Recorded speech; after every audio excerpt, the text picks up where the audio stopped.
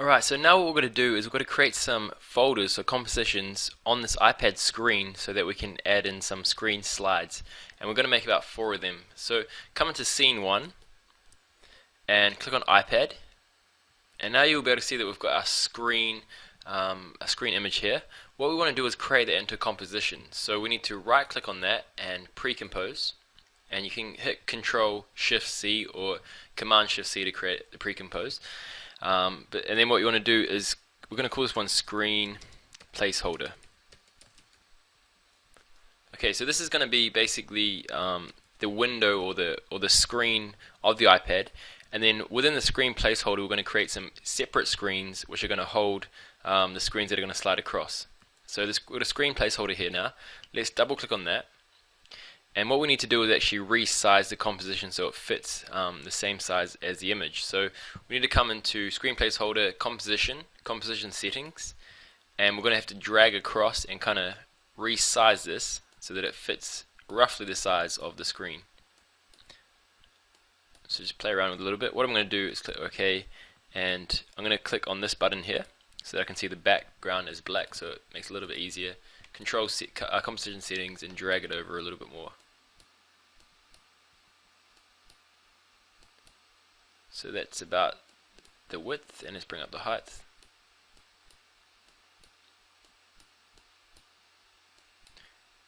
Okay, so let's have a look at that, see if that looks quite good. Okay, so a little bit, bring it across a little bit, something like that.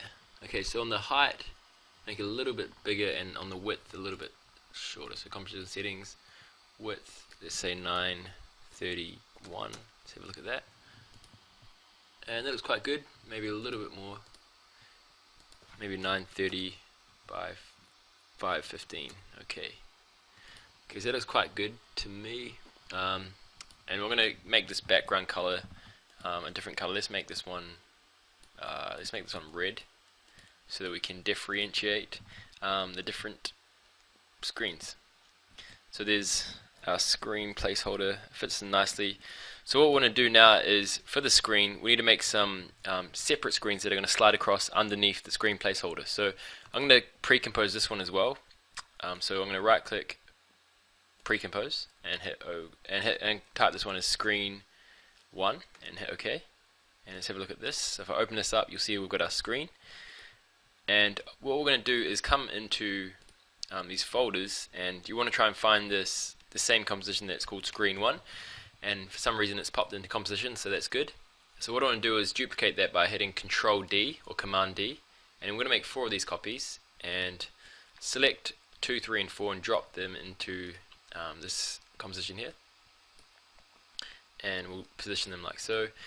Then what we want to do is we need to make it so that the screen stays on for maybe about 5 seconds each. So let's go and bring them like so, maybe about, let's say 5 seconds. And then I'm going to select screen 2 and hold down shift and click on 4 and drag them across. And then I'll bring it across again, and 10 seconds. And then I'm going to select 3 and 4, hold down shift and click and bring them across. And then for the 4th one, let's bring it to about 15 seconds and drag that one across as well. Okay, so what we want to do is go into each of these ones. So I'm going to go into 2. I'll change the background color so you can see the different screens when we go ahead and add some animations. So 3 now, make this one a green, just to show you.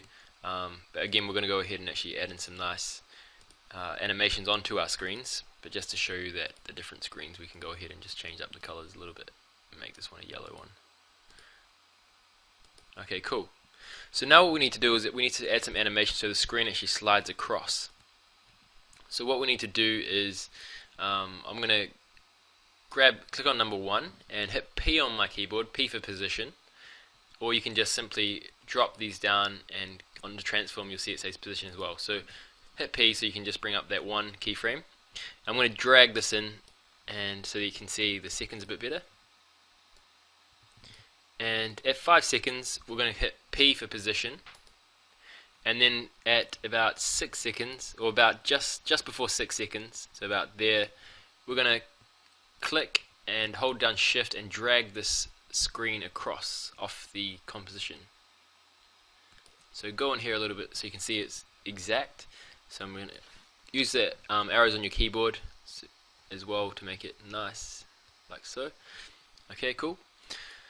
So now what I want to do is I need to attach this screen to this screen so that when the screen moves, the other screen moves with it, attached to it, like on an iPad. So what we want to do is click on screen 2, and this tool here, it says parent. What you want to do is click on this and attach it to screen 1. So screen 2 is attached to screen 1, so when screen 1 moves, screen 2 is going to move with it. And as you'll be able to see, just like that, moves across. Okay, cool. So we can come over here and see if it's attached properly.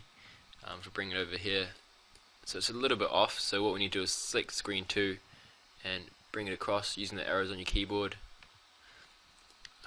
Doesn't have to be exact because we can make it a little bit better later on, so let's bring that in like so. Okay, so that's going to go on for about 5 seconds, so from about there to the start of the next one, so let's bring it across. And then for screen 2, let's hit P again for position, click on the stopwatch and bring it up to about just before 11, about there. And then what we're going to do is click on screen 2 and drag that one across as well. Let's go in here, see if it's nice on the side. Okay, a little bit over, a bit more. Here we go. And what we're going to do again is we need to select screen 3 and parent that one onto screen 2. Okay, so if we bring this across so we can see it, that looks quite good. And that looks nice. And then again over here for the last one, do the same thing. So screen 3, hit P for position, click the stopwatch at the start of there, and then bring it over, bring the timeline indicator just before 16 seconds.